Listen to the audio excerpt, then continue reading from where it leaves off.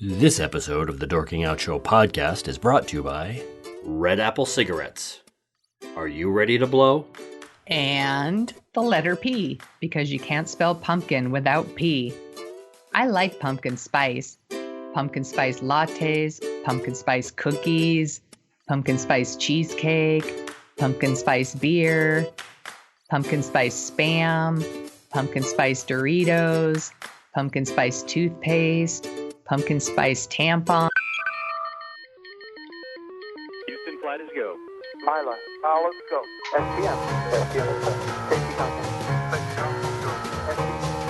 From Assignment X, Amalgamated Storytelling, and thesoniashow.com, it's The Dorking Out Show with Christopher Allen Smith and Sonia Mansfield.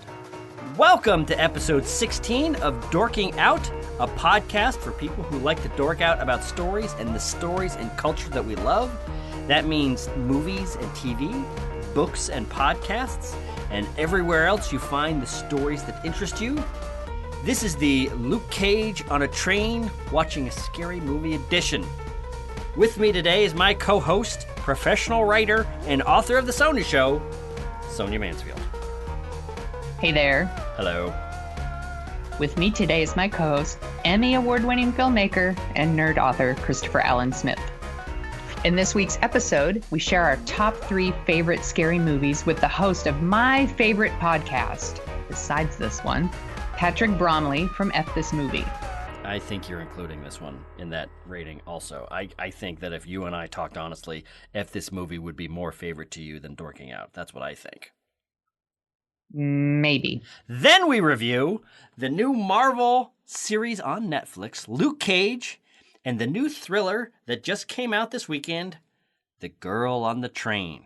And because of our special guest, we are skipping our favorite headlines because our favorite headline is Patrick Bromley is on the show! Yay! Want more Dorking Out with Chris and Sonia? Well, there are a few simple things you can do. Share this program with a friend. We're assuming you have friends. It's easy. Just go to dorkingoutshow.com and you'll find our podcast links, our SoundCloud account, our YouTube links, our Facebook links, our Twitter links, our Tumblr links, and all our other links. And links. Grab one of those links and get to sharing. The more people listen, the more we make. Make all your friends envious with the cool podcasting choices you've made as a modern trendsetter. Our audience research shows the Dorking Out Show podcast audience is the smartest, most attractive, least prone to baseless flattery in the entire podcasting world. So get those links and get to sharing. Now, on with the show. Topic 1. It's October, so it's time to talk about our favorite scary movies, and I am downright giddy and a little nervous to introduce our guest for this discussion. A few years ago, my husband asked if I would do a podcast with him called Old Movies, New Beer. And I didn't really listen to podcasts, and I figured if I was going to co-host one, I needed to listen to some. So I did some poking around, and I discovered F This Movie and its host, Patrick Bromley. And if you read my blog, you know how much I love F This Movie. It's a really terrific website with an awesome community of film lovers. And throughout October, F This Movie, they celebrate Scary Movie Month, in which folks try to watch a scary movie every day, and then they write a 7-word review. And the reviews are so clever and hilarious. So if you haven't been to the site, go to the site right now and check them out. And the host of F This Movie, Patrick Bromley, is obviously a big fan of scary movies, and he graciously agreed to join us, in which we share our 3 favorite scary movies. So thank you, Patrick, for joining us. Thank you guys so much for having me on.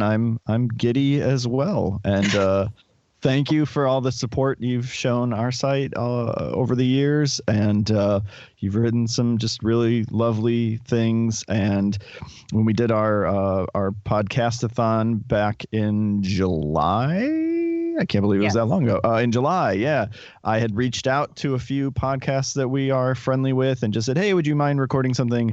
And you guys were so quick to agree to contribute something, and had a great message, and I really, really appreciate it. So thank you guys for having me. So, well, thanks for it was coming on. awesome what you did. Yeah. Did we actually, maybe I was tuning out here or having a senior moment, but did we actually talk about what you were doing? Have we talked about the cause and all that? And mention that? We could mention that here? What I did back in July, you talking about? Yes.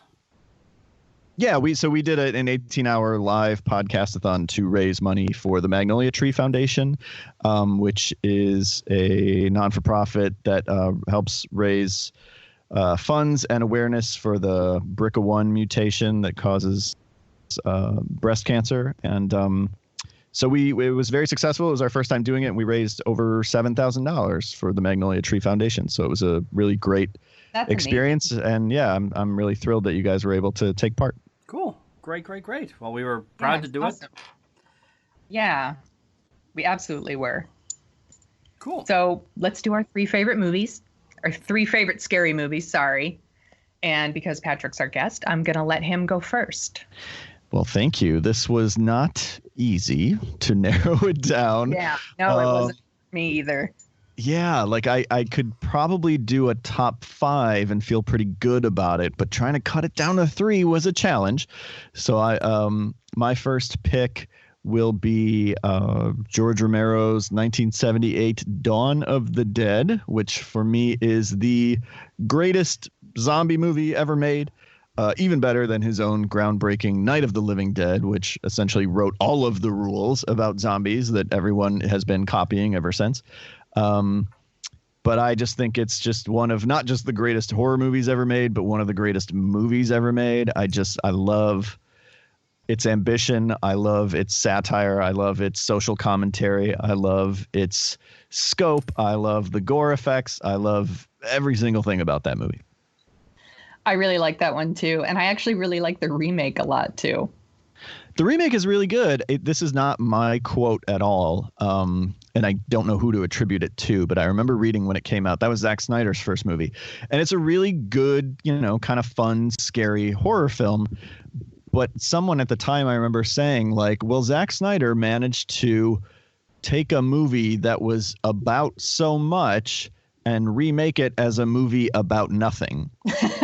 And that is true. The Dawn of the Dead remake really has nothing on its mind except being, a fun, scary movie, which it's very good at being. But when you think about all of the kind of social commentary that's going on in the original Dawn of the Dead, all of that has been stripped away in favor of, like, a lady has a zombie baby, which is fine and cool. And I hadn't seen that in the movie before.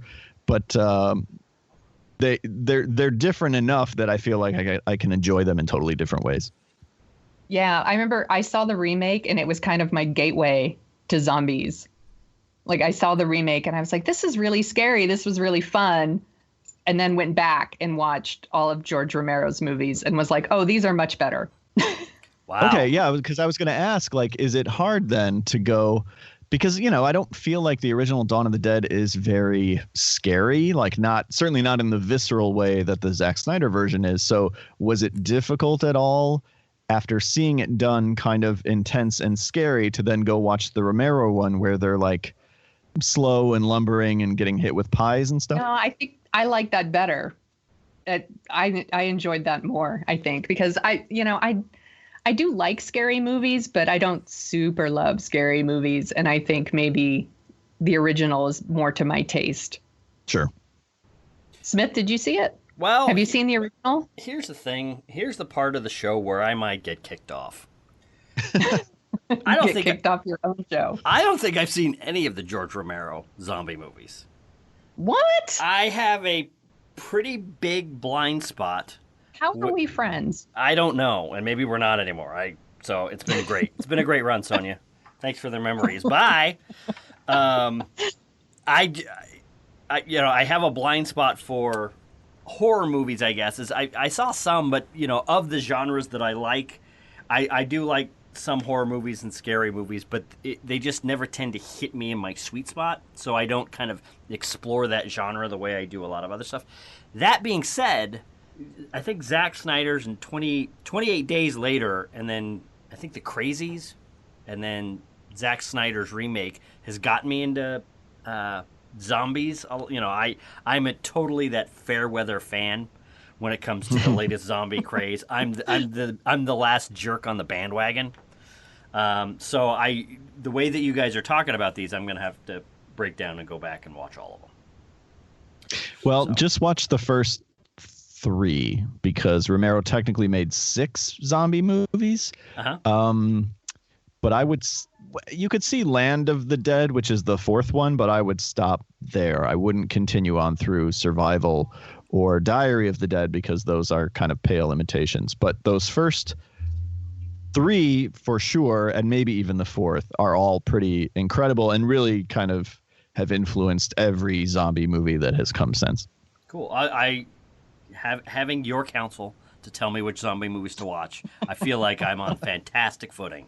So I will do that. I'm available anytime. Just reach out. Listen, I'm getting ready to press play. Should I do it? No, put down the remote. That's right. Why would you watch Pippi Longstocking? Chris, what are you thinking? Here. Again. Marry a zombie. That's right.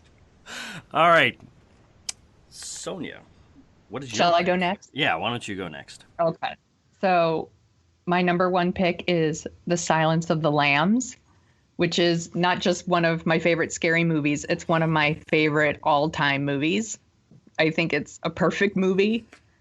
I think what scares me the most about it is how it's a realistic monster movie. Yes. Like the only thing scarier than a fictional monster is a real one. And Hannibal Lecter could be real, and that terrifies me.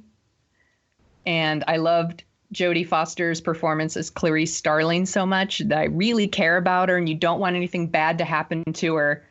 And it just really makes me so tense when I watch the movie. The Lecter's escape scene, the end with Buffalo Bill and the night vision goggles, it's just so intense. Yeah. And I watch this movie once or twice a year, and it just freaks me out every time. Yeah. And of course, Anthony Hopkins is amazing in it. Duh. For my money, he's the greatest villain of all time. You know, the thing that, and before the show, Sonia and I were going back and forth about our picks, and Silence of the Lambs, if she wasn't going to pick it, I was going to pick it. Because for my money, Anthony Hopkins as Hannibal Lecter in this movie is the scariest villain ever in film. Because, I mean, there's a lot of, villains or monsters will do stuff and they have powers and this and that. Hannibal Lecter talked a guy into killing himself. Didn't touch him, didn't look at him, just talked to him for a while, and the guy swallowed his tongue.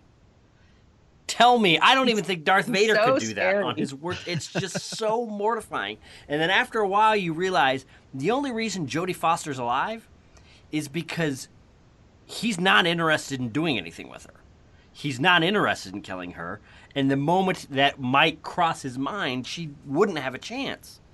So it's like watching a force of nature, stalk the earth. And that's a fantastic choice. I think it's really interesting too that you point out that he's your favorite villain and the scariest villain of all time, because in The Silence of the Lambs, he's almost not the villain. The movie actually has another villain in Buffalo Bill, and yet Hannibal Lecter is such a force of nature and is so charismatic and is so kind of larger than life that he ends up overshadowing what is essentially the film's villain with Buffalo Bill. I love that movie too. That's a great pick, and I'm happy to hear you include it on a list of horror movies. We had just recently, literally by recently, I mean like an hour ago, recorded a podcast about The Silence of the Lambs, and we were having a discussion about, do you consider this a horror film? Because I think there's a little bit of pushback on it. Anytime the critical community in particular wants to elevate a certain film, give it some sort of respectability, it can't be considered horror, right? It has to become a thriller or a psychological thriller. Right. And so they try to distance it from horror. But Silence of the Lambs is 100% a horror movie. Oh, yeah, there's a man wearing a skin suit. Exactly. Which usually I like in my romantic comedies. But here I will allow it in a horror film. That's fine. Actually, now that you say it, there's 2 people wearing skin in that movie. There's Buffalo Bob. Well, technically, everyone's wearing skin in the movie. You just need extra skin. Yeah, there's 2 people wearing other people's skin. there's Buffalo Bill and Hannibal Lecter is wearing some guy's face. So Right. yeah. Oh, That's right. God, I remember. I think we saw this in the theater together, Sonia, way back when. And that moment where Anthony Hopkins sits up and pulls the face off, and you realize, oh my God, what he's done is just. Yeah, they don't make scares like that. I remember seeing this movie in the theater. I believe we saw it together. I think it was Valentine's Day. That's right. And Greatest we Valentine's were Day movie ever. together. We were just sitting next to each other. That's right. And probably with a seat in between us. But I just remember being so scared when he pulled the face. Oh, yeah. Scared. So sweet, sweet fear. Smith, what is your first pick? All right, so here's where I'm going to open the curtain a little bit and show you how impossibly nerdy I am when it comes to film. A couple years ago, and I've recently updated it on letterboxd.com, my Jet Jurgens account on letterboxd.com. I tried to rank every movie I had ever seen, from my favorite down to Batman and Robin. And so one of the things that being that dorky does is when you think, what's my favorite action movie? What's my favorite this? You kind of don't have to go back and forth and wonder. It's look at the list. Oh, here's the highest horror movie, or here's the highest scary movie. I guess that's my favorite. And then you think about it. So I was shocked, when we were putting this together, to find that the movie that scared me the most, that's highest on my list, I'm probably going to get yelled at because it's not really a horror movie or whatever, is Schindler's List. But it is very scary. It's insanely scary, and I think that's the thing. It doesn't technically fall under scary movie, but I'm going to let it slide. Exactly, that's the thing. It's technically correct, which is the best kind of correct to be. But for me, the things that really scare me all the way down, are psychological situations where it's humans doing something. And you'll kind of see this through, the rest of my picks and everything I grew up in the era of Friday the 13th movies and that kind of stuff, and I went to see those, and yeah, they're scary and they jump out, and those are kind of like startling scares. But then when you watch the whole mechanics of an entire country deciding to murder an entire group of people and then spread out from their borders to murder more people, and to think that this really happened, is just so impossibly gross and creepy and whatever, that it's just, you can't really fully think through the horror of it, because otherwise you'd just be depressed all the time. And there are some, just the doom and the creepiness and the horror that comes off the screen, and having Spielberg really try to get in there, and he's so good at kind of hitting the emotions as he's trying to tell his story. So when he goes from his usual thing of trying to bring out wonder or joy or interest or lightness, and he says, I'm going to make you feel the horror of what it's like to go into Auschwitz, it's just horrifying. And it might sound like a cop-out to say the movie that killed the most people is, by definition, the biggest horror movie of all time. But for me, that one just scared me the most. So, Schindler's List, he said to resounding silence. I agree. I resent the implication that Friday the 13th didn't really happen. And that's all I'll say.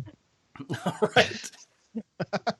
No, I think it is absolutely a terrifying movie. I think it's interesting that that's where you went with it. Yeah, well, it's nuts. It's, and actually, it's funny because Ray Fiennes. If I thought that was the criteria, then I would have put The Hangover on my list. Because now that I'm thinking about it, Ray Fiennes went on to play Voldemort, and his creepiest performance is definitely the camp commandant or whatever in Schindler's List, and he's been going off of it's kind of like when Alan Rickman played the bad guy in Die Hard. It's like he can play the rest of his career playing bad guys. this is the one that showed the world how unbelievably evil Ray Fiennes can be. But Yeah. Anyway. Yeah, if the purpose of a horror film is to horrify, then by that logic, certainly Schindler's List is one of the greatest horror films ever made because it is so horrifying, and as you said, horrifying for depicting actual events, not things that are made up. And I don't disagree with it as a choice. I just happen to go a different way because as a lover of horror, I tend to not revisit the movies that make me feel the worst. You know what I mean? Yeah. So which isn't to say that you're watching Schindler's List once a year, but like there are those horror movies where you're like, oh, that was so unpleasant. That made me feel terrible. I never want to see that again. I'm going to watch Dawn of the Dead again because I'm a pussy. Yeah. Well, no, you're not wrong because I tried to watch Schindler's List earlier this year, and oh my God, it was so hard. I think the thing that for me it boils down to that scene where the Nazis go into the factory and that guy's making hinges, and they're timing him as he's making his hinges, and he's freaked out, so he's making the hinges as fast as he can. He makes a hinge in like 10 seconds, and then they look at the box of how many hinges he's made and decided, oh, this guy must be slacking when we're not around. Let's take him outside and shoot him. That kind of weird, bureaucratic, it's kind of like, what would the DMV do if they had guns? Kind of thing, which is an awful way to say it, but when you think about that kind of, bureaucratic officiousness turned up with the task of deciding who lives or dies, it's just, ugh. Sorry, that's what goes nuts. I'm with Patrick in that I tried to pick movies that were my favorite things that I go back to over and over. Mm-hmm. I told my sister I was making this list, and she's like, well, obviously you're going to put the Blair Witch on there, right? The Blair Witch Project, because her and I saw it together, and we were so petrified that we were living together at the time, and we slept with like our bedroom doors open so that we could see each other. And we were just absolutely terrified. And I was like, no, it's not my favorite, though. It scared me the most. Yeah, but it's not my favorite. I haven't gone back and watched the Blair Witch Project. Oh, sorry, keep going. No, it's fine. Go ahead. For our listening audience, Sonia was 35 when she saw the Blair Witch, when this happened with her sister. I was not 35, but I was probably in my 30s, probably. They were sleeping it was scary. They were sleeping on bunk beds. It happened. No, we were roommates. All right, maybe. Explain everything. Perhaps nothing. Patrick, what is your next pick? Before Smith starts getting into my living situations in my 30s. My next pick is The Funhouse, which is Tobe Hooper's movie from 1981.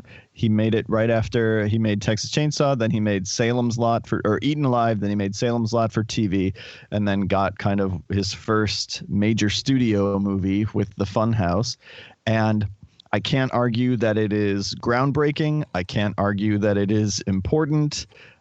Even horror fans are probably like, which one? The Funhouse? What? Have I seen that? It's unremarkable. And yet, it is a movie that I have come to love very, very much in recent years, to the point where I will watch it several times a year. You know, I'm the type who is watching horror movies all year round, not just in October, but The Funhouse gets played more often than most. I just find it so rewatchable. I just love all the ways that Tobe Hooper kind of inverts horror tropes in small ways. I like the characters. I love the cinematography. It's very colorful. I just think it's a really fun, really underrated kind of slasher movie, monster movie hybrid. And Tobe Hooper is one of my favorite directors, and this is my favorite of his films.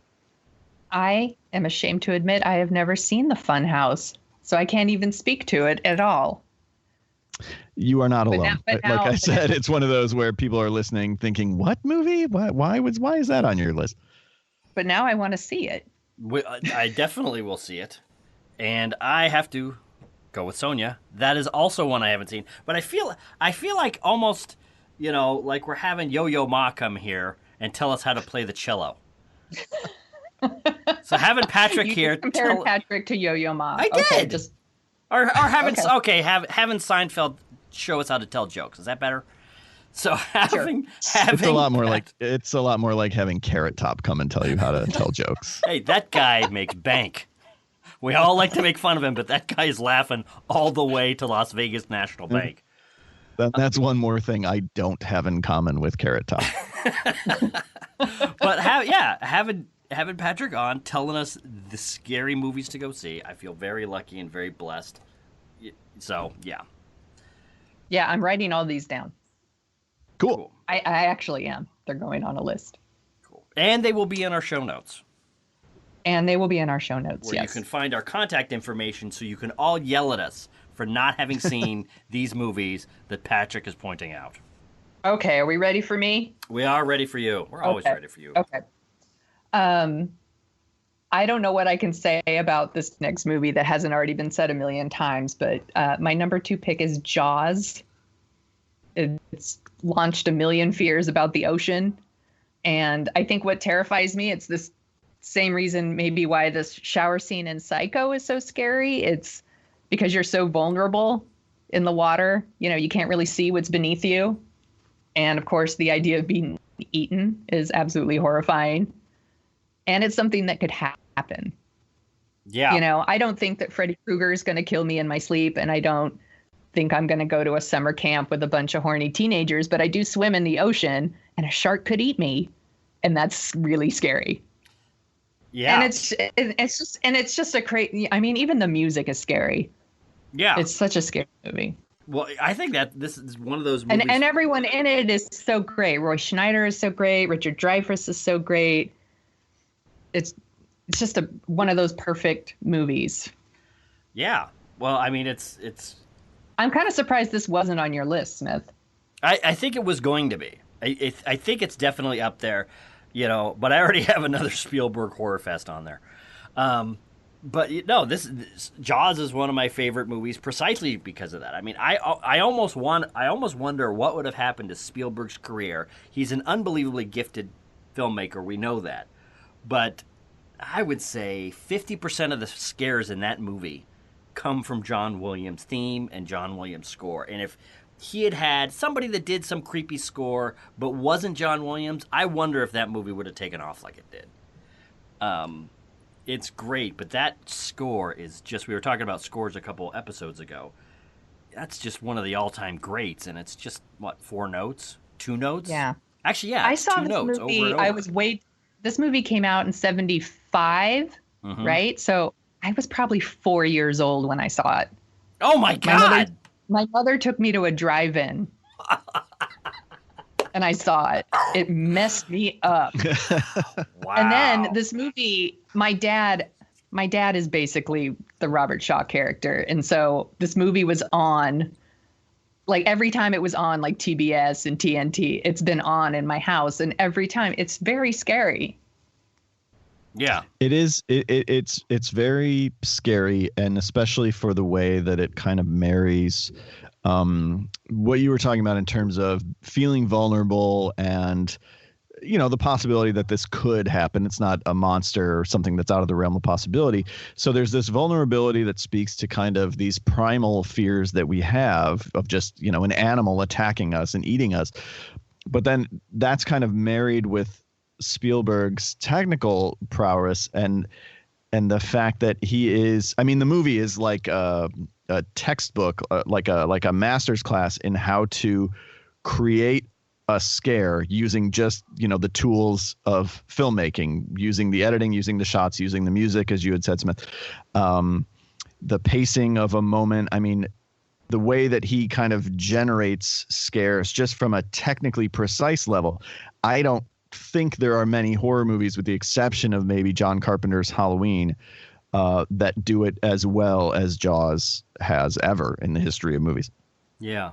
I agree. And now as we're talking through these, I'm realizing that I think one of the things that is effective in making something memorable like this, or maybe making one of these lists, is not only are they very scary, but they just have weird little details that you remember.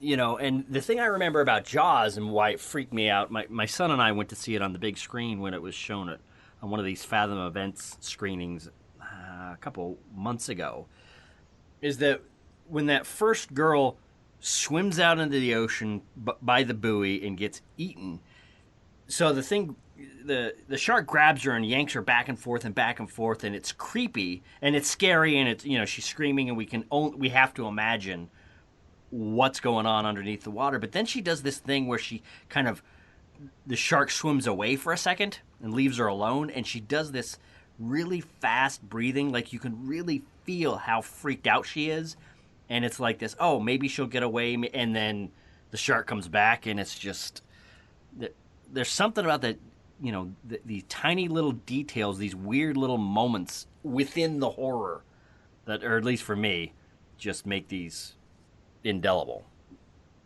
Yeah. Well, what's scary to you is maybe not scary to me, and vice versa. There's just all kinds of little things in all of these movies that are going to speak to each of us differently. So Smith, am I next? All right, so you're next. My next pick is David Fincher's 2007, I believe, depiction of my childhood, Zodiac. Actually, I moved to the Bay Area in the middle between. This is the recounting. This is the one that's about Ted Cruz's dad, right? That's right. Oh my god! Okay. Oh my god! Oh my god! Just checking. I wanted to make sure. That's right. That we were on this. No, this is the recounting of the investigation trying to find the Zodiac killer who stalked the Bay Area in the late 60s, early to late 70s. This movie might be particularly scary to you and I, seeing as how we live here. It could be. And it's funny because I love David Fincher like crazy, and I've seen this movie a lot, and I was going home to see my parents, and I had to pull over and get some gas, and I turned off onto Lake Herman Road, and I didn't notice it. Like, I pulled off, got some gas. The gas attendant gave me the receipt, and it said something like, Chevron, whatever, Lake Herman Road. And I just looked at it like, God, that sounds familiar. I wonder what that is. And then I realized, oh my God. And then I jumped back in my car, even though it was, like a 6-lane highway or something. There were hundreds of people around, and I booked out of there like you can't even believe. But there's something about, with Zodiac, there's a couple horrifying moments that happened at the beginning, and then I don't think there are any killings for like the last 2/3 of the movie. But the sense of dread and creepiness and the oppressive tone that Fincher sets up in that movie is just amazing. And the thing that I love about this movie, spoiler alert, is that the bad guy is never caught. There's this moment at the end where the protagonist and the guy he thinks is a killer kind of look at each other and size each other up, but then nobody gets arrested, nobody gets charged, nobody gets taken to task for these just creepy, weird, taunting, awful murders. And for me it's just unbelievably creepy, and creepy in a very believable way. Like, what would happen if the guy that lives next door spent his off hours deciding how to murder people and thinking it through and getting away with it, So yeah, for me, it could be that it's a David Fincher movie, but Zodiac by far is, one of the creepiest, scariest movies I've ever seen. Robert Graysmith, that's the name of the protagonist I was forgetting a moment ago. I still think that I maintain that that's David Fincher's best movie, and it's been rewarding to see over the last 9 years or so. People really starting to hold that movie up and saying, oh, this was a masterpiece that we kind of all slept on in 2007 because it was such a great year for film. You had No Country for Old Men and There Will Be Blood and Zodiac all in the same year. But I totally agree that the scariest thing about it is that feeling of it not resolving, unlike most horror films where we get sort of a release of that tension. Zodiac never gives us that. And that's, because that's true to life. The guy was never caught until he ran for president, and people started to uncover what was happening. But he was never caught, so you don't get any of that kind of catharsis at the end of the film. And in terms of it being tense or scary, the scene where Jake Gyllenhaal goes down into Charles Fleischer's basement is like one of the most terrifying scenes in a movie in a long, long time, because you just don't know, you don't know what to expect. You don't know what's going to happen. And you're just so on edge. It is masterful filmmaking. Yeah, I forgot, or I didn't exactly forget about that scene, but the thing I love about that scene is Robert Graysmith, played by Jake Gyllenhaal, is kind of this weird Boy Scout, and he's trying really hard, and he seems to feel like he's the one that wants to solve it the most. And the moment in that scene where he realizes, oh, maybe I have figured it out. Maybe I'm not on this wild goose chase. Maybe I do know who the killer is, but it's only dawning on me as I'm in the guy's basement that, oh, I figured it out. And it's this weirdly funny but completely horrifying moment that I just love. And the thing, I think that's the other thing, is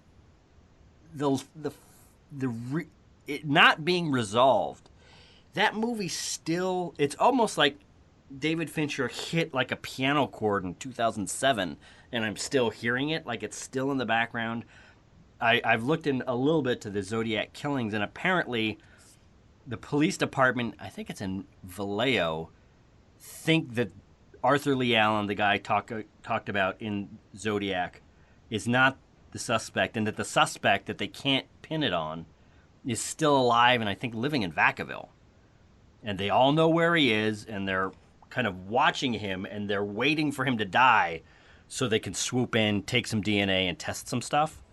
So the fact that this awful, weird case is still kind of going on right now, maybe it's, not a fair way to talk about a movie, but for me, it's almost like Zodiac still hasn't finished. It's still not over. So. Right. And don't go to Vacaville. That's right, for various reasons. For lots of reasons. Yeah, there's the Zodiac Killer, and it's just a bunch of outlet stores. That's right. All right, so my last pick is what I would call my favorite horror movie of all time. I didn't necessarily do the other two in order. It's not like those are my 2 and 3, but this one I would say is my favorite horror film of all time, and that is Wes Craven's original Nightmare on Elm Street, which was one of the first horror films that I saw as a kid, in terms of like seeing something before I should have. I was sleeping over at a friend's house and would not have been allowed to watch it had my parents known, but since I was at somebody else's house and his parents just didn't care as much, we were allowed to watch it. And it's a movie that was sequelized so many times, and Freddy Krueger became a children's toy and a 900 number, and he was doing rap songs with the Fat Boys, and he became just this ridiculous kind of pop culture figure, and was kind of robbed of a lot of his scariness, but I've had the opportunity to see it screened theatrically a few times in recent years, and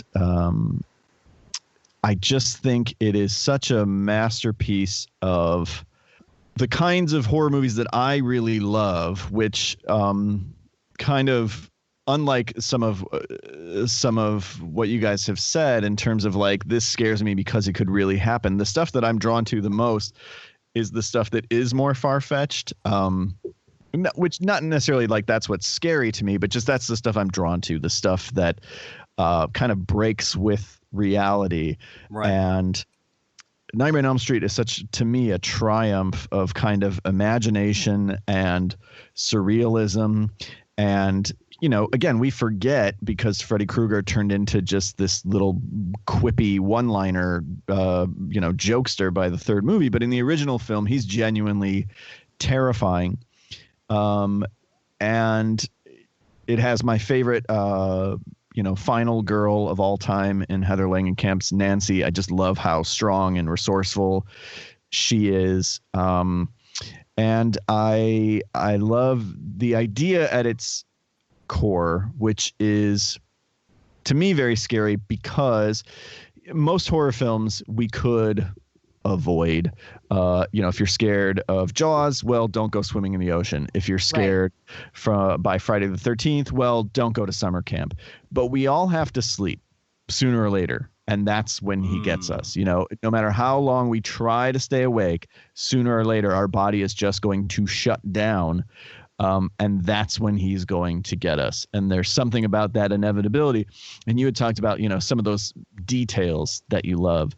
And Nightmare on Elm Street is full of them. There's a famous scene where, spoilers, I guess, Johnny Depp's character, Glenn, is pulled down into the bed right before the geyser of blood comes shooting out. But the first thing that he does when he's pulled into the bed is to call out for his mom. Oh, and that's right. It's such a great human moment, and there's something so scary about how, in that last moment of being alive, essentially, you're reduced to being a child again, that your first impulse is to cry out for your mom. There's something so terrifying about that, and yet so relatable. I recognize the geyser of blood terrified me when I saw this movie. Like, that's what gave me nightmares. Yeah, I was way more scared. A friend described it to me before I saw it, and the idea of it scared me so much that I was actually afraid to watch the movie. And then when I did, I was like, oh, okay, I can handle that. But it was so scary in my head of like, oh God, I can't imagine seeing that much blood. It's not a perfect movie in terms of, there's some special effects work that's a little bit clunky, and Wes Craven has never been like the most technically precise director, but I think what the images that he creates and kind of the story that he's trying to tell cuts through all that stuff like a laser and just gets right at like what scares us most, and that's why I think it's the best horror movie ever made. I need to go back and revisit that. It's been a while since I've seen it, for sure. But I remember seeing this at a friend's house at a slumber party too, and being really terrified and had nightmares that night. And I remember specifically that scene where Johnny Depp being pulled down into the bed and the blood being really scary to me. And he's never been the same since. Never. Yeah, whatever happened to that guy? I don't know. And again, it can be tricky to watch it and kind of divorce yourself from the punchline that it eventually turned into. But if you're able to just take it on its own, I really do think it's just a masterpiece. I'm going to revisit it. That's going on the list too. Cool. Sonia Mansfield. So for my last pick, I was a little torn between Poltergeist and The Shining. The Shining really scares me because the idea of like kind of someone you love turning on you is really terrifying to me. But ultimately I went with Poltergeist because I've seen it the most. It was on a lot on like HBO or whatever the pay channel is that we had when I was a kid. And I think that movie works for me on two levels. I remember as a kid being very afraid of the creepy clown and like the man pulling off his own face and a tree eats a person. God, that's right. And that's all very scary to me. But now as an adult, like the idea that you're not safe in your own home and that your child is missing in your home and you're trying to protect your children, it's scarier to me now than it was when I watched it as a kid.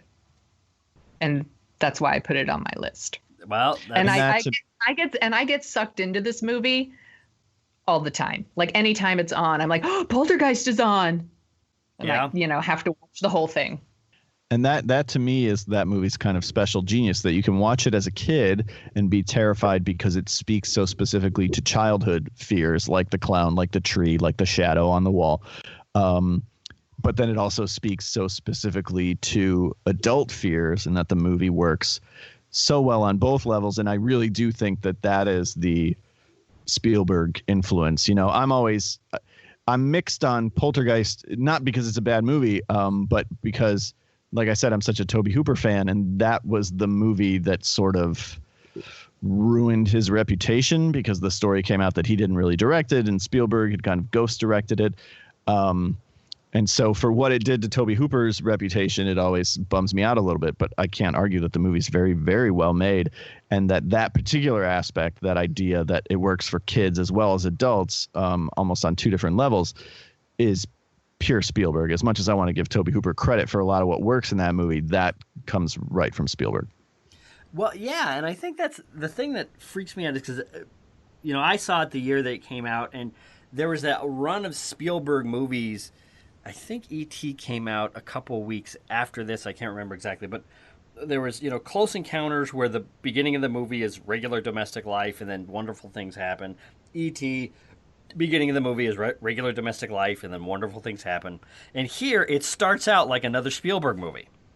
And then it goes into this just unbelievably horrifying place. And you're right. Actually, Sonia, you were talking about something. How is this movie not rated R? A guy rips his face off. Yeah, it's really gross. And I remember, when I was watching it, and it's kind of gotten worse as I've grown up, is, you see he kind of scratches his face. That's like, oh, gross, blood, or whatever. And you've already seen all these creepy things.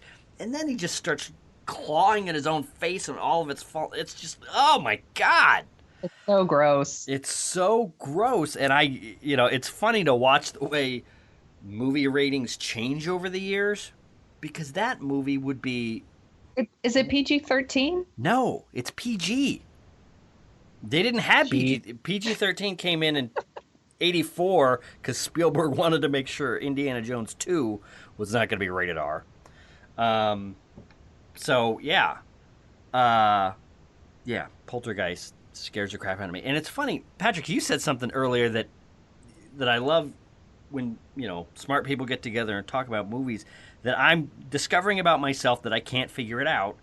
You said that you like horror movies that are kind of a little bit more on the fantastical edge, or have that kind of bent, which makes a lot of sense because when it comes to a lot of the movies that I like, I kind of like a Star Trek fan or like a comic book movie fan, I like my, examination of the real world and the issues in modern society shot through the lens of science fiction or guys in capes punching each other. But for some reason, I can't figure it out, that doesn't translate over into horror movies. When it's horror, it's, Sonia's list may as well be my list, and two of the three on my list happened. So, sorry, so... Moral of the story, I'm discovering myself in this podcast. And I would like to thank you. Then my work here is done. Was it last week, Patrick? You had a really good podcast with JB, and you guys talked about why you watch horror movies. Yeah. Yeah, Smith, you should listen to it because it's really, really interesting. I will. They talk about why they watch and what they want from their horror movies. It's really, really good. I am definitely going to do that. And what I need to do is stop listening to political podcasts and just get out of that headspace and get back to something nice and relatable. Well, that's scary too. Relaxing, like why people watch horror movies.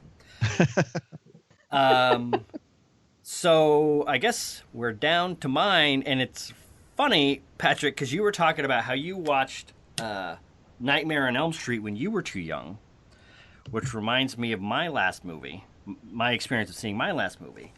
So my dad and I, he's kind of a big nerd. He's a computer engineer, and he goes, he brought me up on Star Trek. Then he took me to Star Wars. And a couple years after Star Wars, a new space movie was coming out that he said, all right, we're going to go watch this movie. I think it was July 4th weekend. And he said, this is kind of like Star Wars. Let's go. It was just him and me. My mom didn't want to go. My little sisters didn't want to go. So we went to see a movie about some miners in space. And they went down on this planet because there were some weird readings, and they pulled out this egg. And this guy this monster stuck on a guy's face, but then they got it off and everything was okay. And by now you probably know that the movie was Alien. And when my 7-year-old eyes watched that chestbuster blast out of John Hurt's chest, Jesus Christ and a cracker, that movie scarred me. That movie changed my life. Horrible things can happen out of the blink of an eye, and you'll never have a chance of seeing them coming, and holy cow, they're horrid. So Alien, which now that I'm thinking about it, is a monster, but it's kind of like a lot of blue-collar space guys and women working a regular job, regular working schlubs, eaten by a space monster. So it's almost like a realistic movie. Alien and or Aliens could have also ended up on my list. The Alien is such an amazing movie. It's so well done and so scary and so tense. It is, and the thing about, because Aliens, for me, that's more of like an exciting movie. It is horrifying and creepy, but it's almost like a war movie. It's like an action movie. Yeah, Alien is just, I mean, it's almost like the 6 guys on the night shift down at the refinery, and then an alien comes down and just goes after them. Like what that would be like, and you gotta die arguing with your boss about procedure and what the higher ups are gonna do, and should you do this or do that, or should you just leave the refinery and quit your job? And watching them kind of be wrestling with their job, wrestling with employment, and maybe this is the grown up in me having to support a family, wrestling with a job, wrestling with employment, while trying to fight off this acid blood monster is just, it was horrifying when I was 7, and now that I'm talking it through with you guys, it's horrifying in an entirely new socioeconomic way. I think just from a technical level, Alien is like one of the greatest horror movies ever made. The way that movie's put together, I totally agree. I think it's a great movie and a masterpiece, and one that only improves every time I see it. I feel like every time I revisit Alien, which is probably once a year, maybe once every other year, each time I'm like, why did I not like this movie more? And I've always liked it, and yet each time I feel like I didn't used to like this enough because it's so much better than I remember, and I've never thought bad of it. And I'm jealous of anyone who was able to see the movie kind of originally unspoiled and have that chestburster moment, because again, I grew up being aware of that in the popular culture, and so I knew that was coming, and I can't even wrap my head around an audience that had no idea that was going to happen and what that would do to an audience. And that's the beauty of Alien. And I'm sure I've done this rap on my own podcast before, and I don't know how you guys feel about Prometheus, so I'm not here to bad talk Prometheus. But no, go ahead. one of my big objections to Prometheus was that what's scary about Alien is there's no alien. They're just blue collar workers. And then all of a sudden, oh my gosh, there's an alien. Right. And so to reverse engineer that and to provide a backstory to it is to sort of rob it of its power, the element of surprise. Everything's normal, and then suddenly, oh my gosh, nothing is normal, and there's a monster from another universe or galaxy, And Prometheus, to me, goes about it backwards and doesn't understand what makes the original film scary. But I've gone off topic. Alien is a great film. No, you're right. And actually, I'm going to go off topic with you. Because one of the, talking about Prometheus, and one of the things that's so great about it is when you watch Alien, you can imagine yourself in there and making all the decisions that they make.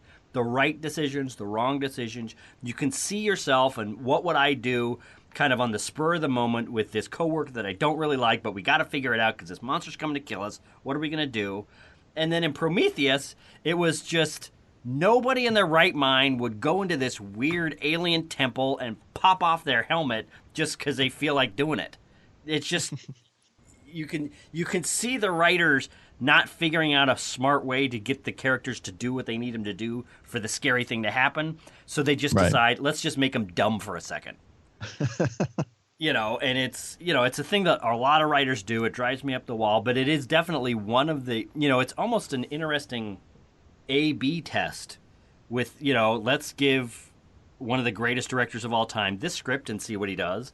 Let's give him this script and see what he does. And you can see just a few minor changes. One movie is an all-time classic, and the other is, it's fine. I don't think Prometheus is fine. Well, yeah, exactly. That's true. So I disliked it a lot. Well, good news, Sonia. They're making another one. I know. It's very upsetting. So, did we want to do runners up, or do we want to leave it there? Patrick, do you have a couple that you wanted to throw out there that almost made the cut? Oh my goodness, I feel like I have too many. John Carpenter's The Thing is one of them. The 1932 Dr. Jekyll and Mr. Hyde, starring Frederick March. The Bride of Frankenstein. Halloween 4. I know that sounds crazy, but I know John Carpenter's Halloween is a masterpiece. For some reason, I love Halloween 4. What year did Halloween 4 come out? Halloween 4 would be 88, would be my guess. What was that? Played at the movie theater I worked at, so I saw that one. Okay. What was the thing about Halloween 4 that set it apart, do you think?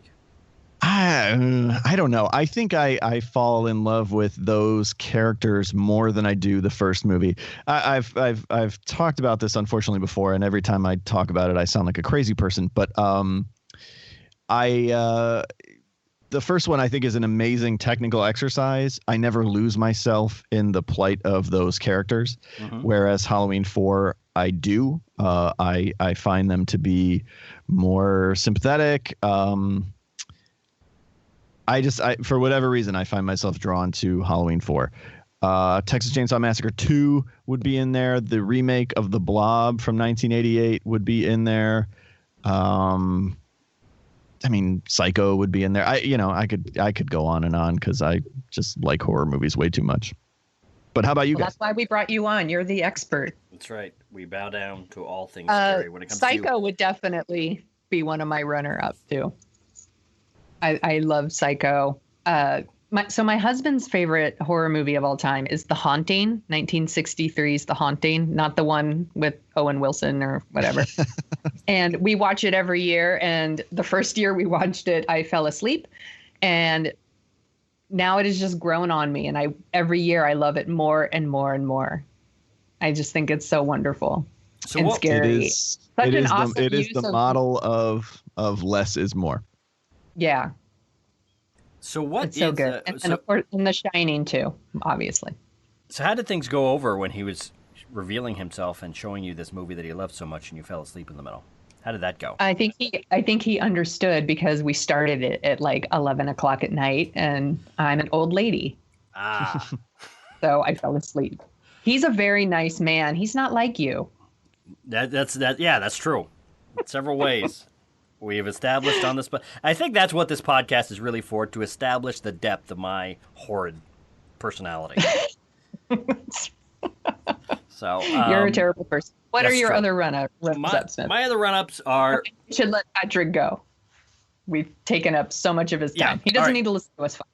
Okay, he did. That's right. Paranormal Activity and Blair Witch Project. Both of which, I was lucky enough to see the Blair Witch Project knowing nothing about it. So I think I had that thing you were talking about earlier, Patrick, of not really knowing what's to come and going into a movie cold, and it was just, holy cow. Did you think it was real? You didn't think it was real. No, I didn't think it was real. There was a woman in the theater when I saw it who thought it was real. She was crying during the credits, and she's like, I can't believe that really happened.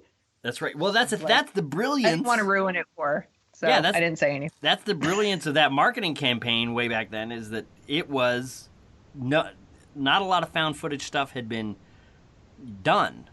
I remember they were putting out flyers and they were putting out stuff online trying to get people to believe that this was an actual thing. So, moral of the story, especially in this election season, don't believe everything you read on the internet. And I'm just, now that I'm looking at my 3 runners-up, I'm realizing they're all a kind of found footage movie. Paranormal Activity, which is definitely less is more. And this one I wanted to throw out there because it scared me like nothing else when I was a kid. But it might be one of those things that just hits you at the right time, at the right moment. And it's too much a creature of its time to translate now, which was I think it was a 1983 TV movie called Special Bulletin. Have you guys heard of this? I have not. What it was kind of like an Orson Welles War of the Worlds horror story, in that it was a fake news broadcast from a fake network television show. It was like continuing coverage of this terrorist group that had smuggled nuclear, or claimed to have a nuclear weapon on a ship in Charleston Bay or something. And it was essentially 2 hours of quote-unquote live coverage of this movie. I have never heard of this. They actually had to, one of the stars from St. Elsewhere was on it, and they actually had to have disclaimers before and after each commercial saying this is fake, so people would not think that this is real. And what you see is, it starts out with, oh, there's this terrorist group and they claim to have this, and then the cops go in and they shoot the place up, but they don't get all the terrorists, and then it turns out that they really do have a nuclear weapon there. And then the cops go in again and they kill all the terrorists, and they try to defuse the bomb, and then you can just watch what happens. So it is crazy, but now that I think about it... Did it really mess with your head? It really messed with my head in a very kind of, this is what it would be like to watch a horror play out on live television. And now that I'm thinking about it, the reason I don't have an appetite for this anymore is after September 11th, that's enough. I don't need to see anything like that. So that's from a different world, a different time, when watching horrors on television was something we could do for fun rather than... Way to end it on a bummer note. I'm Smith. sorry. I didn't realize we were going to go down that road, and then I realized where we went. And I'm sorry, well, Patrick. Thank you for coming on the show. Thank you guys very much for having me on. I wish I could think of like a joke or something just to lighten the mood. I am so glad that you agreed to come on. It's truly an honor. Very excited. I've been just dancing around this house for like a week because you were coming on. Well, I'm tired of always talking to Smith. I'm always excited. And now you can see why. Every podcast he just ends with a 9/11 story. It's like every time it's like 9/11 hashtag never forget. We got it, Smith. I don't know what I'm doing. Patrick, where can people find you on the internet? I am at fthismovie.net every day, sometimes at dailydead.com, and I'm on Twitter at fthismovie or at Patrick Bromley. Awesome. We took up way more of your time than we intended, so thank you for being so nice. Yeah, that was fantastic, man. Thank you so much. This was really fun. I'm always happy to come on and talk about movies, and especially horror movies. So thank you guys so much for having me. Yeah, thank you. I hope we didn't bore you so we could bring you back on. Of course, yes. Thank you. Thank you, guys. Thank you, and I'm sorry. This segment is brought to you by Guilt. Did you promise yourself you weren't going to eat the whole thing, but you did anyway? Then you need Guilt and... Gecko and Company, because greed is good. So now on to topic 2, the return of Marvel to Netflix. This has been a fantastic run with their newest comic book-based show, Luke Cage. Marvel's march to world domination continues with Luke Cage, the latest in Netflix very adult, very competent, very slick comic book shows, which are all marching towards next year's The Defenders, where all of Netflix's comic book heroes, Daredevil, Jessica Jones, Luke Cage, and Iron Fist, will fight Sigourney Weaver in a very Avengers-like crossover event. Like I said, coming out in 2017. Sonia Mansfield. Yes. What did you think of... Well, actually, what do you think of all these Marvel shows on... These kind of adult Marvel shows on Netflix? And what did you think of Luke Cage? I have not seen Daredevil, so I can't really speak to that one. But I have watched 5 episodes of Luke Cage. I will finish.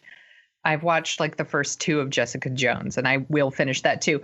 And what I like about them, though, is they're the idea of putting like kind of superheroes and maybe a little bit more of a realistic setting, like the idea that they're fighting crime on the streets instead of the Avengers, who are fighting villains who are just much larger, like, you know, on a global scale, where these are the stories feel a little bit more personal, I guess. I like that these superheroes are just people who have problems like we do, but they also just happen to have superpowers. Yeah. Yeah. And I really like these, but there's a mystery that you and I talked about before we're going on mic, or a mystery with me, which is why, I watched the first 12 episodes of the first season of Daredevil, and I really liked that show. But then for some reason, I just couldn't finish the last episode for like a couple months. Jessica Jones, watched the first 4, really, really liked it, was really creeped out by the villain, really liked Jessica Jones as a character. I still haven't watched past episode 6, I would say. Luke Cage, really like it. Seeing, this superhero movie from an African-American standpoint and pretty much exclusively African-American cast, really liked it. Is a little different, but actually kind of not as different as you think. But I got 5 episodes into it, and for some reason, there's something about these Marvel shows that I like them a lot, but I just can't plow through. And I don't know what it is. I don't know if it's because, like Daredevil, it's a lot of fist fights. Jessica Jones, well, it's a lot of various things. Luke Cage, lots of fist fights, in New York, in brownstones. And I don't know if it's just too much of a good thing. If it's, I really like, well, that's the other thing is my favorite villain in the whole Marvel Cinematic Universe is in Daredevil. Wilson Fisk is a fantastic. Kingpin is just an unbelievably great villain. And I don't know what it is. What are you feeling? Kind of the same thing, or what is your perspective on these? No, mine was that I really like them. It's just, other things start to come up, and then you start watching something else, and then you're like, oh yeah, I need to finish Luke Cage.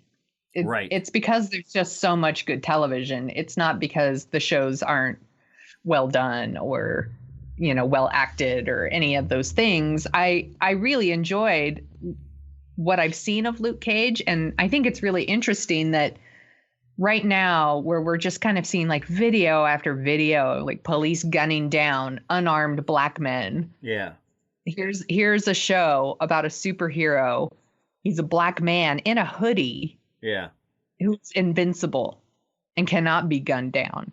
Yeah. And I think that, with the Black Lives Matter movement, it just makes Luke Cage even more relevant than when it was first created. And I think it's really great. I'm enjoying it. It's interesting you mentioned about Kingpin and Daredevil. I haven't watched it because my issue with Luke Cage kind of is the villain. What do you think of the villain? The big villain, Cottonmouth. Cottonmouth? I like him, but he's very much like Wilson Fisk, kind of. He's basically a kind of a businessman / gangster. And he's, I like him, but he's, maybe that's I don't love him. And I like Alfre Woodard, and I like the fact that she's kind of this kind of corrupt Harlem politician and kind of trying to do right by the neighborhood, but at the same time trying to be, get her own and that kind of stuff. Yeah. So I don't see, because what was that? Go ahead. No, go ahead. I interrupted you. I'm sorry.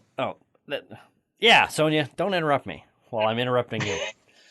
Well, so my problem is with Marsala Ali, that's the actor who's playing Cottonmouth. Right. He feels more, that villain feels more impulsive than menacing to me. Yeah. And also he's 42 and he's supposed to be, there's a character on the show, Pop. Right. He's like 20 years older than him, and they're supposed to be old friends. And it was kind of confusing to me at first. I was like, wait, he's supposed to be friends with Pop? They grew up together, but there's this really big age difference. It was a little confusing at first. Yeah. Yeah. He just doesn't seem that menacing to me. Yeah. And I'm interested to go into, and maybe this is one of the reasons I had, because like the first 2 episodes I was like really into, and then the third episode, I think it was the third episode, kind of takes this left turn and kind of like, all right, everybody, we're stopping the flow of the story to tell you how Luke Cage got his powers. And then the whole thing is almost this flashback to him in this prison, which is funny because it's the prison that Sam Rockwell's character gets sent to at the end of Iron Man 2. And Mahershala Ali's, a lot of the weapons that he's getting are coming from, Hammer Industries, which is, was the bad guy tech company in Iron Man 2. So it's fun to watch the way that the Marvel Universe is connected, but it, a lot of it is, I guess heroes punching each other in New York streets, and maybe that's the thing that's starting to either wear on me, and it's not the fault of any of these shows. I'm wondering if this show came along before Daredevil, if I would like it a lot more, or if I'm wondering if it's the fact that it's similar characters in similar economic straits in a similar setting with similar powers, and people might say, well, they're not similar. Well, they kind of are. Jessica Jones and Luke Cage are super strong, and they punch bad guys. They're super similar. Yeah. And they're kind of reluctant heroes. Right. And who do the right thing. Right. And Daredevil, he's not super strong, but he punches bad guys and fights a gangster. And I do think it is kind of interesting. Like, the Marvel Cinematic Universe is either gods or super rich people or superheroes backed by the government. They don't have any of these day-to-day problems to deal with. And that is one thing that I like, Tony Stark can, destroy 10 city blocks in the capital of some African country and then just walk away scot-free and he's fine. Steve Rogers, Captain America, can fly all over the world and beat people up and kill them and shoot them. And then he's, he jets back to the United States and he's cool. These guys have to worry about getting, they don't have money to protect them. They don't have, Asgard to protect them. They don't have, they do have to deal with everyday life. Yeah, like Luke Cage is struggling to pay his rent. Exactly, which is kind of fun to watch and it's interesting. But I think the sameness of the bad guys, or at least, I guess that's the thing, between Daredevil season 1 and Luke Cage, they're just so similar that I'm not as compelled with Luke Cage, even though I want to see it. And it could be, I'll freely admit, this could be a problem of me, which is, as we were, Luke Cage came out 2 weeks ago, or like a week and a half ago. As I'm watching the episodes, HBO starts up Westworld, and I'm really starting to dig Westworld. So it's almost like, hey, really great prestige genre TV. It's like, hey, here's a new shiny ball. Hey, Chris, pay attention to this. Go get it. Yeah. And I'm just I've watched the first episode of Westworld twice, but I haven't gotten further than episode 5 in Luke Cage, and there's just, we've said this before and we'll say it again, believe me, there's just too much good television. And it almost seems like every time a show starts to get just a little bit, starts to get a little bit like a chore, like, oh, I guess I got to hit the next episode. It's like I'm out. I think we talked about this last week on our status check of fall TV shows. Halfway through Timeless, I was out, and that show's dead to me, and I'm never going to see another frame of it. Designated Survivor, I got 1 episode and 10 minutes into the second episode. Got bored, wasn't interested, I'm out. I'm never going to see another minute of Designated Survivor. And I'm wondering if it's just impossible to watch television unless that's your job. It's impossible to watch so many good shows, and I feel bad. I think that's absolutely the case. We listen to all these podcasts, you read all these articles, you see all these things on the internet, and you're like, I want to watch that, I want to watch that, I want to watch that, but it's not your job, right, to watch all these things. So, right, you mentioned it before. Like at this point, you have to treat it like books, right? Like I'll get to it eventually. Right. Well, let's do this. Let's keep trucking on Luke Cage. We like it. I think that's the thing that I'm kind of most disoriented about. Is I really like it, but I'm not compelled to kind of push through, and I can't figure out. I don't think that's a symptom of this show. And I guess as we're talking about, I'm trying to figure out what is it about certain shows that you really like them, but they just don't make it to the top of the list. I went through the same thing with Orange is the New Black. Well, that's because it got a show I quite like, and then I'll watch like the first episode of the new season and be like, oh yeah, and then I'll move on. Yeah. And then go back and finish it at some point.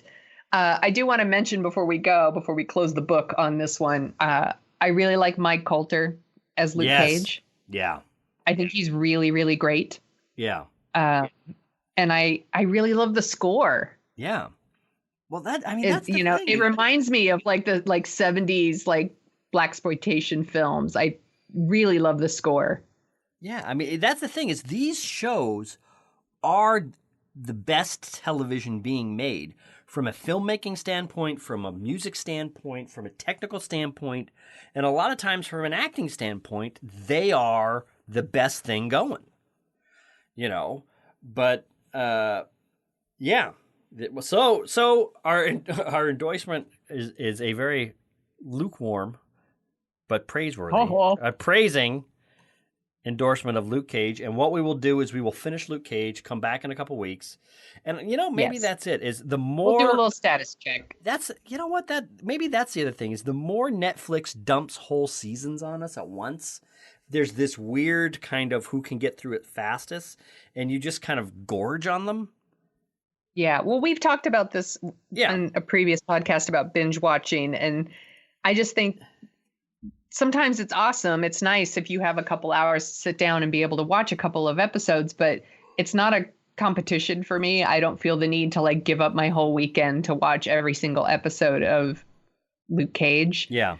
I do think sometimes these shows miss out on all the water cooler talk. It doesn't feel special. It's not an event, or it is for a day. Right. And then it's over. So like if Luke Cage was on once a week, everybody would still be talking about it. But because it came out a week and a half ago, nobody's talking about it anymore, except for us. That's the thing is I think if this was shown, and maybe that's what I'll do, is maybe I'll just go to watching one episode a week, find that time, because trying to plow through it, it's like ordering your favorite meal at a restaurant, but then you have to eat it all at once. You have to plow through it, and that's it. So it becomes a point where you're just not enjoying it anymore. So yes, Luke Cage. So it's a really good show. People should you should definitely watch it, and we'll check back in when we finished. This segment is brought to you by Paranoia. Do you want to be worried, but everything is going just fine? Then you need Paranoia! Or do you? Topic 3, The Girl on the Train. It's based on a best-selling novel that came out, I think, last year, and it came out in theaters this weekend. And I saw this with a couple of friends of mine who read the book. I have not read the book because reading is for suckers. And they She says on a podcast with a guy suffering through week after week trying to write this damn book.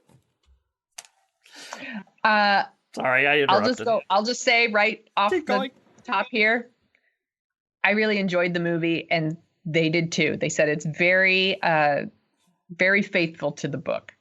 And in case you don't know what it's about, it stars Emily Blunt as a woman named Rachel, whose marriage falls apart after she learns she cannot get pregnant, and she just turns to booze, and she's boozing it up all the time. And she rides the train, and while she's riding to and from work, well, she's pretending to work, but that's something else. And she just she's peering into all these houses. She's kind of spying on people as she's riding her commuter train. And she becomes obsessed with this beautiful blonde woman named Megan, who represents the life she doesn't have anymore. And Megan spends a lot of her time during these commute hours standing on a porch in her underwear with her robe open, looking like a Victoria's Secret ad. But Megan's life looks ideal from a passing train. But when Rachel sees Megan kissing a man who isn't her husband, and then 2 days later she goes missing, Rachel kind of gets involved in the case. Yes. Oh, and did I mention that the woman who went missing just happens to be the former nanny of Rachel's ex-husband and his new wife?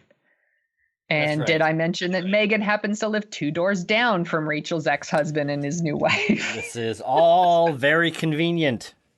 Yes.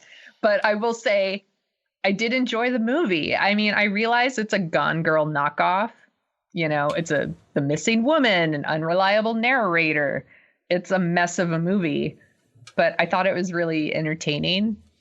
It reminds me a lot of like some 1990s thrillers, like, you know, Hand That Rocks the Cradle or Basic Instinct or something that would star Demi Moore. And I like the idea of looking into a seemingly perfect life and discovering it's just as flawed as everyone else's. Right. And I think there's a really interesting idea in this movie, and it's probably in the book too, about wanting that perfect life, the husband, the kid, the nice house, and the nice neighborhood, and you get it and everything will be perfect. Yeah. But it isn't. Yeah. You know, that's the thing is I did not like this movie as much as you, I don't think. Yeah. And I think this is going to probably surprise no one that I bring up Star Trek while I'm trying to explain this movie. So I realize this movie is a mess, by the way. That's right. Like, this movie is a lot like Star Trek Nemesis. And that Star Trek Nemesis was a next generation Star Trek movie that came out after there had been 500, 600, 700 hours of Star Trek on television. Every conceivable Star Trek story that anyone that, 25 years of writers could think of had been thought of. So the movie finally comes out, and every single plot point had been done somewhere else better. For me, this is almost like a Lifetime movie, The Movie, where every plot point, every interaction, every dynamic were kind of taken right out of, if you imagine Lifetime movies as a ongoing series, this is the big screen version of that ongoing series. I wrote in my notes, no one in the movie talks like a real human being. They all sound like characters in a murder mystery. Right. You have, working mommy versus non-working single lady dynamics. You have jealousy about being able to get pregnant and not get pregnant. You have ennui about having kids and wanting a life where maybe the kid isn't the center of everything you do.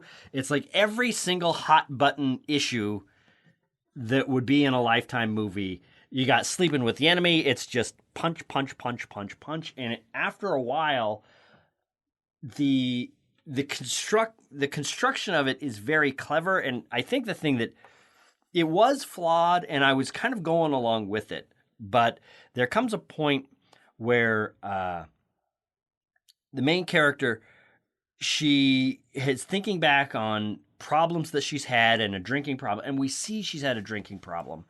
But then we find out that all the memories that she's suppressing from the drinking didn't really happen. And it turns out that the comeuppance and we should probably say spoiler alert. Yeah, at this point, spoiler alert. Now we're going to play our spoiler sound. All right.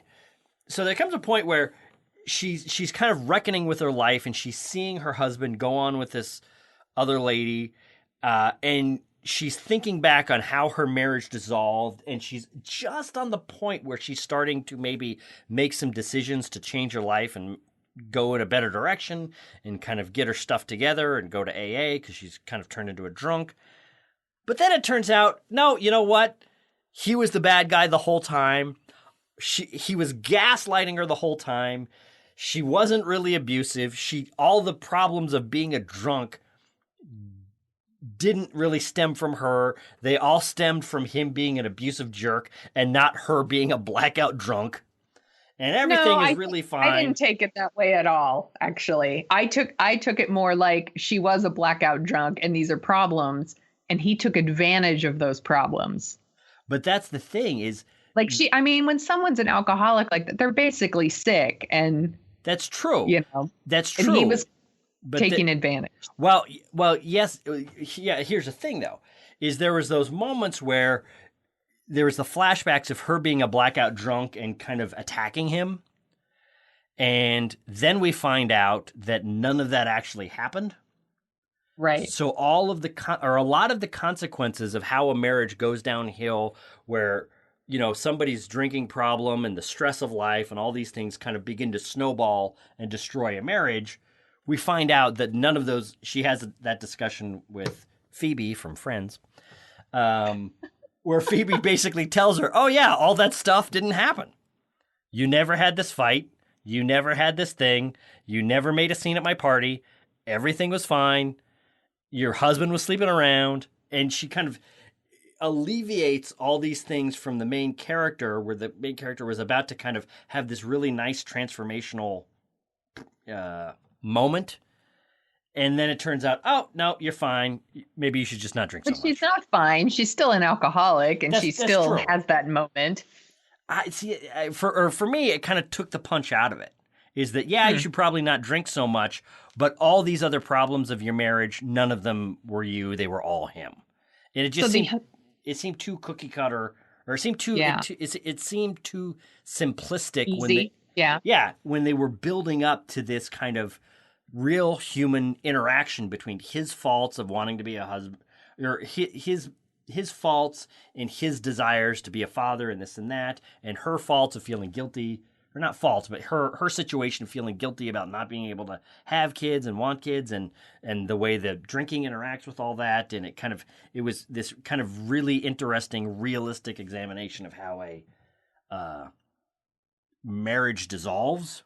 Right. And she was about to come to, think that through and come to peace with that. And then it turns out, no, he was probably a murderer the whole time.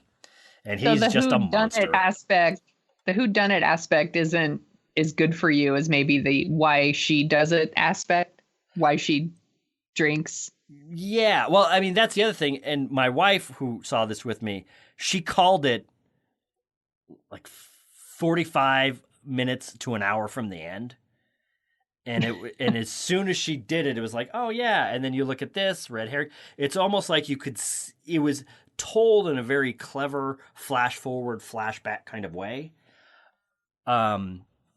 That I think kind of fell apart a little bit. And the actual story that was layered underneath the innovative way that they were trying to tell the story was much less interesting when you got to the end and you put all the pieces together. It's almost like a Quentin Tarantino making a Lifetime movie.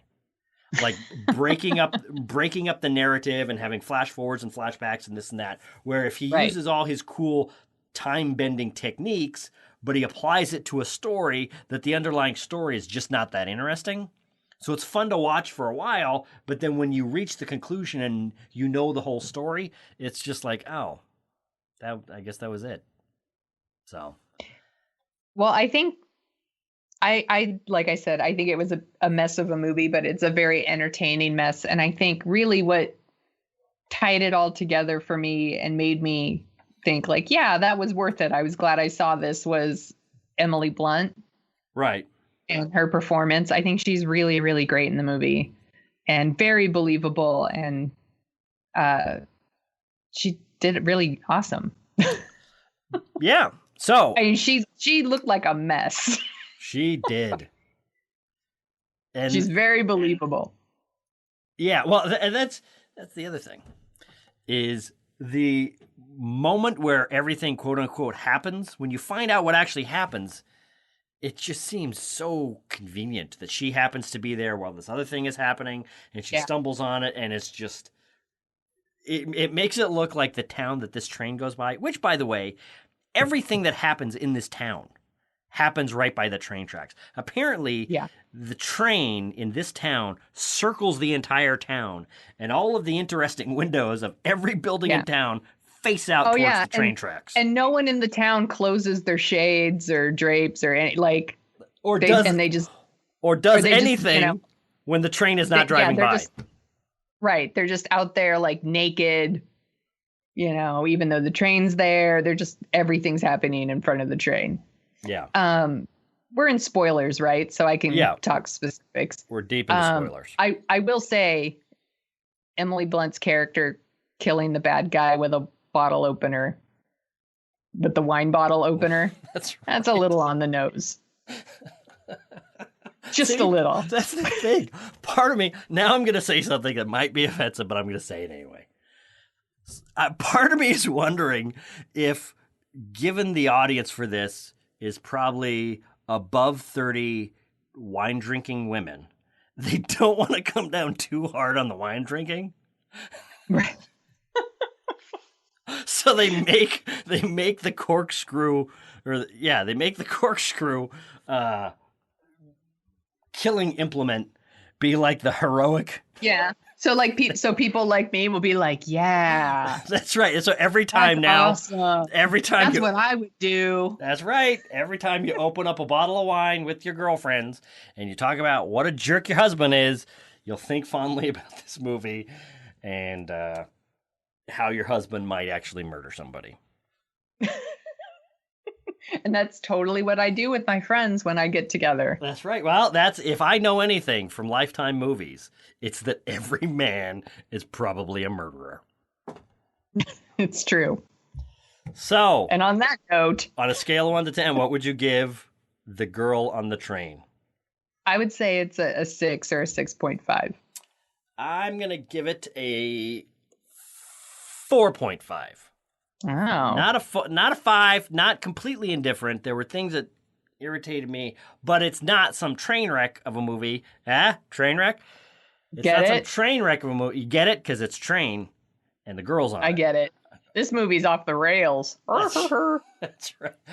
What is this movie about? Well, it's about a girl. I could just go on and on. On a train. All right. Yes. Yeah, so 4.5. And with all of that having been said, we would like to thank you for being on our show.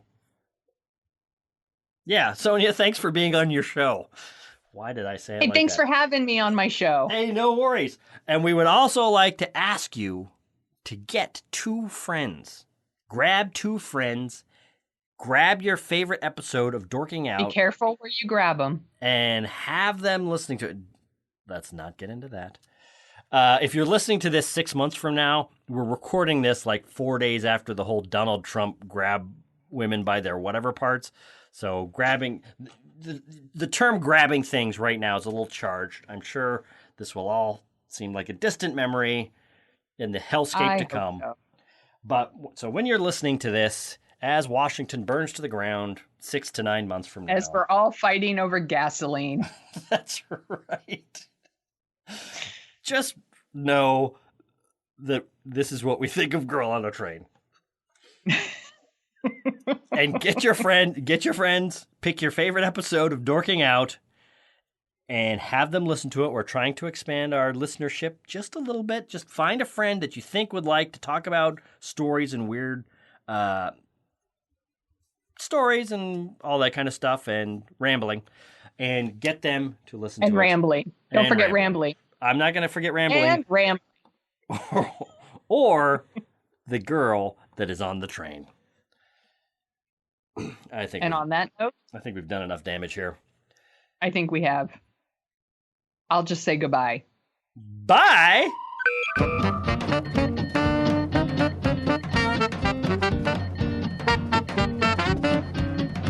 The Dorking Out Show is on Twitter at Dorking Out Show, where you can find Chris at Jet Jurgens and Sonia at The Sonia Show. You can read about Sonia's random adventures at thesoniashow.com and track the slow and creeping progress of Chris's novel and his other hijinks at jetjurgens.com. You can find out more about The Dorking Out Show at dorkingoutshow.com. While you're over there, you can support us by giving us a review on iTunes. We have a handy-dandy iTunes link to whisk you right back to 2007, where you can leave your review and 5-star rating in iTunes. We'd do it for your podcast. Want to dork out even more? Well, you can sign up for our newsletter, where you'll get all the headlines we use as fuel for the show. That's it for this week. Thanks for listening.